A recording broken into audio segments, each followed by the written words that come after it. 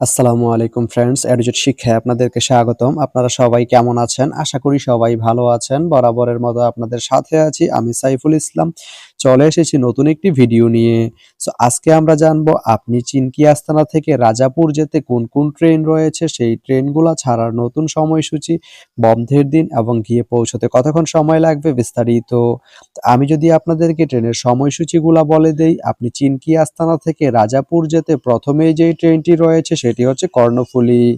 কর্ণফুলী ট্রেনটি চিনকি আস্তানা থেকে ছাড়বে সকাল 11টা 7 মিনিটে এবং এটি রাজাপুর গিয়ে পৌঁছবে দুপুর 1টা 16 মিনিটে।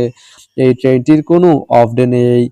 এরপরে রয়েছে ময়মনসিংহ মেল ট্রেনটি চিনকি আস্তানা থেকে ছাড়বে সন্ধ্যা 6টা 38 মিনিটে এবং এটি রাজাপুর গিয়ে পৌঁছবে রাত 9টা 34 মিনিটে। এই ট্রেনটির কোনো অফ ডে নেই। তো আপনি চিনকি আস্তানা থেকে রাজাপুর যেতে এই দুইটি ট্রেনের যে কোনো একটি ট্রেন ব্যবহার করতে পারেন। তো ভিডিওটি কেমন লাগলো অবশ্যই কমেন্ট করে জানাবেন। আর ভিডিওটি যদি ভালো লেগে থাকে বা আপনার কোনো উপকারে এসে থাকে তাহলে ভিডিওতে একটা লাইক করে দিবেন, কারণ আপনার একটা লাইক আমাকে অনেক ইন্সপায়ার করে নতুন নতুন আরো ভিডিও বানাতে।